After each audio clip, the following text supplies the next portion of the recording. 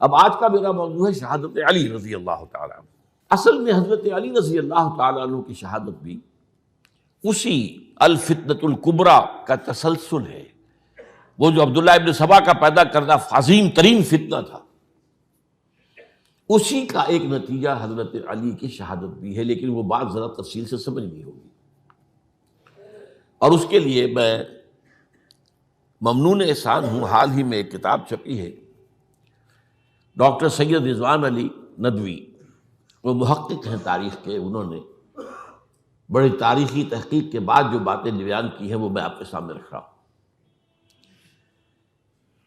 عرب میں جنوب مغرب کی کونے میں، جہاں یہ یمن بھی آباد ہے، اس کے اوپر نجران ہے، اسی علاقے میں یمامہ کا علاقہ کہلاتا ہے۔ یہاں ایک قبیلہ آباد تھا، بنو تمیم۔ یہ جو لوگ تھے بڑے کرخت مزاج، جنگجو، اکھڑ، ضدی، اور جس بات کو ایک دفعہ مان لے اس پر اڑ جانے والے اور مر مٹنے والے۔ یہیں سے فتنہ پہلا اٹھا تھا۔ سب سے بڑا جو نئے جھوٹے نبی کھڑے ہوئے تھے ان میں سب سے بڑا تو مسیلمہ کذاب تھا، یہی تو علاقہ تھا، اور اس کے خلاف اس فتنے کی سرکوبی میں کتنے صحابہ، 1200 صحابہ ایک جنگ کے اندر شہید ہوئے، جن میں 500 جو ہیں وہ حفاظ تھے رضی اللہ تعالیٰ عنہ۔ تو یہ لوگ جو یہ تھے بڑے زوردار تھے۔ اس قبیلے کے بارے میں حضرت عمر رضی اللہ تعالیٰ عنہ نے ایک بڑی عجیب حکمت عملی اختیار کی۔ ان کو وہاں سے اکھاڑ کر اور ایران کی سرحدوں پر آباد کر دیا، اب جہاں پر جہاد ہو رہا تھا، تاکہ ان کے اندر جو یہ جنگجوئی ہے یہ اب اس مقصد کے لیے استعمال ہو، اب وہ دارالاسلام کی توسیع کے مقصد کے لیے استعمال ہو، اور وہ ہوئی۔ حضرت عمر نے 2 چھاونیاں بنائی تھی رضی اللہ تعالیٰ، کوفہ اور بصرہ، کیونکہ ظاہر بات ہے کہ اب جو اسلام کا دائرہ پھیل رہا تھا اور اسلامی حکومت پھیل رہی تھی، اور زیادہ تر جو ہے مشرق کی طرف پھیل رہی تھی، ایران اور خراسان وغیرہ کی طرف، تو اب مدینے سے اس کا کنٹرول اتنا آسان نہیں تھا، فاصلہ تھا، تو چھاونیاں بنائیں تاکہ یہ اس سرحد کے اوپر یہ موجودہ مرکز رہے، یہاں فوجیں موجود رہیں، کہیں کوئی بغاوت ہو تو اس کو کچلنے کے لیے وہ قوت فوری طور پر دستیاب ہو سکے۔ یہ لوگ ہیں کہ جو عبداللہ ابن سبا کی فتنے سے سب سے زیادہ متاثر ہوئے۔ ان کی مزاج میں وہ کجی تو تھی نا۔ حضرت عمر بھی ان کا جو ایک مضبوط کنٹرول تھا انہیں دبائے رکھا ہے، اور ان کا رخ جو ہے ایک دوسری طرف موڑ کر اس سے اسلام کو فائدہ پہنچایا۔ لیکن اس کے بعد جب فتنہ جو آیا یہ عبداللہ ابن سبا، تو سب سے بڑھ کر یہی لوگ اس کے ماننے والے، اور انہی میں سے وہ لوگ تھے جنہوں نے جانیں بھی دے دی ہیں، جنہیں حضرت علی نے زندہ جلایا ہے، اس لیے کہ وہ کہتے تھے کہ علی خدا ہے۔ اے علی تم خدا ہو، تم ہمیں آگ میں جلا رہے ہو، یہ تو تم ہمارا امتحان لے رہے ہو۔ وَلَنَبْلُوَنَّكُمْ بِشَيْءٍ مِّنَ الْخَوْفِ وَالْجُوعِ وَنَقْصٍ مِّنَ الْأَمْوَالِ وَالْأَنفُسِ وَالثَّمَرَاتِ۔ اب وہ اس آیت کو اپنے اوپر منطبق کر رہے ہیں۔ تو یہ جو کرخت لوگ تھے، انہوں نے در حقیقت جو ہے عبداللہ ابن سبا کے کردار میں سب سے بڑا رول پلے کیا، اور انہی کے ہاتھوں حضرت عثمان شہید ہوئے رضی اللہ تعالیٰ۔ اور اس کے بعد انہوں نے حضرت علی رضی اللہ تعالیٰ عنہ کو اپنے گھیرے میں لے لیا، کیونکہ انہی کی کثیر تعداد موجود تھی مدینے میں جب حضرت عثمان شہید ہوئے۔ اس کے بعد اب ظاہر بات ہے کہ کوئی نہ کوئی تو خلیفہ ہونا چاہیے تھا۔ حضرت طلحہ سے کہا گیا، انہوں نے معذرت کر لی، حضرت زبیر سے کہا گیا، انہوں نے معذرت کر لی۔ اب ظاہر بات ہے کہ حضرت علی آخر امت کو چھوڑا تو نہیں جا سکتا تھا بغیر امام کے، انہوں نے قبول کر لی، اگرچہ حضرت حسن روکتے رہے کہ ابا جان یہ ان لوگوں کی بیعت جو ہے آپ قبول نہ کیجیے۔ حضرت حسن تو ان میں سے ہیں جو حضرت عثمان کے دروازے پر کھڑے تھے پہرے دار کی حیثیت سے، حسن اور حسین رضی اللہ تعالیٰ عنہ، انہیں تو معلوم تھا فتنہ جو کون لوگ ہیں۔ اس کے بعد حضرت علی رضی اللہ تعالیٰ عنہ نے اسی حکمت سے، جس حکمت کے تحت حضرت عمر نے یہ چھاونیاں آباد کی تھیں، دارالخلافہ بھی مدینے سے کوفہ منتقل کر دیا تاکہ پورے عالم اسلام کو کنٹرول کیا جا سکے اس مرکز کے ساتھ۔ اس کا نتیجہ یہ نکلا کہ اب گویا کہ حضرت علی کے گرد ان لوگوں کا گھیراؤ مکمل. کوفے میں یہی تو آباد تھے، کوفی یہی تو تھے. حضرت عمر نے انہیں لا کے یہاں آباد کیا تھا. جب حضرت علی نے کوفے کو اپنا دارالخلافہ قرار دیا تو گویا کہ ان کا پھر عمل دخل بہت بڑھ گیا. ایک طریقے سے یوں کہا جا سکتا ہے کہ انہوں نے اب حضرت علی رضی اللہ تعالیٰ عنہ کو اپنے محاصرے میں لے لیا. چنانچہ جنگ جمل کے موقع پر یہ ہوا ہے کہ صلح ہو گئی تھی.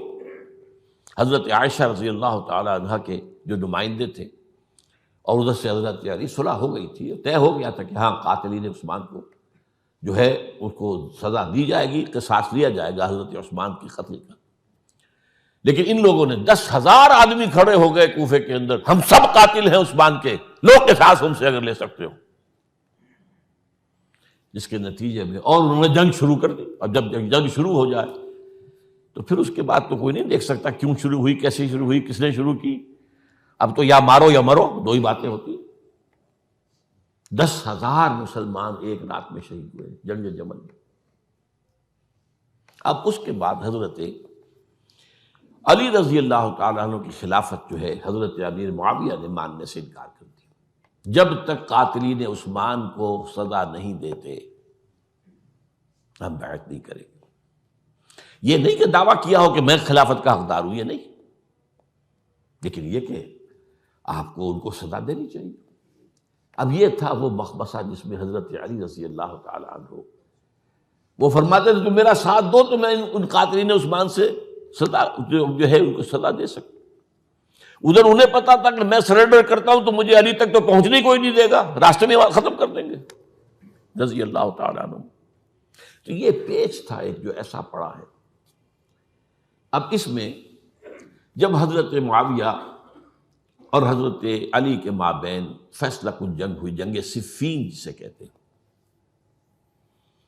جس میں 70,000 مسلمان ایک دوسرے کی تلواروں، تیروں، نیزوں سے قتل ہوئے. اس موقع پر حضرت معاویہ کی طرف سے ایک آفر آئی. قرآن مجید کو نیزے پر اٹھا کر لوگوں نے کہا کہ یہ خونریزی بند کر دو، ہم قرآن کا فیصلہ ماننے کو تیار. حضرت علی دیکھ رہے تھے کہ یہ اصل میں میری فتح کو شکست سے بدلنے کا پروگرام ہے. تقریباً فتح میری ہو چکی ہے، لیکن یہ جو طبقہ تھا یہ انہوں نے کہا نہیں، بڑی ٹھیک بات کہہ رہے ہیں، وہ مانیے ان کی بات، جنگ بند کی. انہوں نے ہی یہی لوگ تھے جنہوں نے مجبور کیا حضرت علی کو کہ وہ تحکیم پر رضامند ہو جائے. اس کے بعد تحکیم میں جو معاملہ ہوا، حضرت علی حضرت عبداللہ ابن عباس کو اپنی طرف سے حکم بنانا چاہتے تھے، یہ اڑ گئے نہیں. یہ اڑ جانے والے لوگ، اور یہی اصل قوت تھے، وہاں ساری طاقت تو انہیں کی تھی. تو انہوں نے ابو موسیٰ اشعری کو اپنی طرف سے مقرر، وہ بہت نرم خو آدمی تھے، انہیں بنا. بہرحال جو بھی بات طے ہوئی، اب تاریخ کی روایتوں میں اختلاف ہو سکتا ہے. کہا یہ جاتا ہے کہ طے تو یہ ہوا تھا حکمین کے مابین، ادھر سے ابو موسیٰ اشعری، ادھر سے عمرو بن العاص رضی اللہ تعالی عنہما، کہ آپ اپنے جو کلائنٹ ہیں حضرت علی، آپ انہیں معزول کر دیجئے، میں معاویہ کو معزول کر دیتا ہوں. پھر جو ہے مسلمان فیصلہ کر لیں کسی اور کی عبادت. انہوں نے کھڑے ہو کے کہہ دیا میں علی کو معزول کرتا ہوں، اور عمرو بن العاص نے کہا کہ میں معاویہ کو قائم کرتا ہوں. اب یہ ہے روایت، واللہ عالم اس میں کتنا سچ ہے کتنا جھوٹ ہے. میں کوئی مورخ نہیں ہوں، میں کوئی تاریخ کا محقق نہیں. اس کے بعد جو ہے اب یہ لوگ انہوں نے کہا کہ مانیے تحکیم کو، اور جب انہوں نے حضرت علی نے اس تحکیم کے فیصلے کو ماننے سے انکار کیا تو باغی ہو گئے، حضرت علی کو کافر قرار دیا، اور جا کر ایک جگہ پر حرورہ ایک جگہ تھی وہاں پر جا کے جمع ہو گئے، جتھا بندی کی بہت بڑی طاقت پر وہاں کر. انہوں نے طے کیا کہ علی بھی کافر ہو گیا، معاویہ بھی کافر ہو گیا، عمرو بن العاص بھی کافر ہو گئے، سب کافر. حضرت علی کی طرف سے ایک گئے سفیر ان سے بات کرنے کے لیے، تو انہوں نے کہا تم ہی نے تو کہا تھا کہ تحکیم کو تسلیم کرو، کہ ہاں ہم نے گناہ کیا تھا، کفر کیا تھا، ہم توبہ کی ہم نے. اگر علی بھی مان لے کہ میں نے مان کر کفر کیا تھا، اب میں توبہ کرتا ہوں، تو ہم ان کی بات مان لیں گے. اب حضرت علی اس طرح کا جھوٹ کیسے بولتے ہیں؟ انہوں نے تو کوئی کفر نہیں کیا تھا. بہرحال انہوں نے پھر بھی نرمی برتی کہ دیکھو اگر تم کوئی خونریزی نہیں کرو گے، فساد نہیں مچاؤ گے، تو میں تمہیں کچھ نہیں کہوں گا. لیکن وہ اپنی ان شرارتوں سے بعد نہیں آئے. تو پھر تیسری جو بڑی جنگ ہوئی ہے ان جنگوں میں، جنگ نہروان کہلاتی ہے، حضرت علی کی جنگ خوارج کے ساتھ، جس میں 4000 خارجی جو ہے وہ قتل ہوئے. اور یہ بات اب آپ نوٹ کر لیجئے کہ یہ لوگ جیسا کہ اکھڑ بھی تھے لیکن اپنی بات پر ڈٹ جانے والے تھے، لیکن ساتھ ہی دیندار بھی تھے، نمازی اور روزہ دار بھی تھے. یہ اس طرح کے لوگ نہیں تھے کہ جو فاسق اور فاجر ہو. بس یہ مزاج کا ایک ہے، جو بات دل میں بیٹھ گئی اڑ گئے. تو یہ اصل میں انہوں نے پھر فیصلہ کیا کہ اور تو ہمارے بس میں اب کچھ نہیں ہے، ان تینوں کو قتل کر دیا جائے، علی کو بھی اور معاویہ کو بھی اور عمرو بن العاص کو بھی.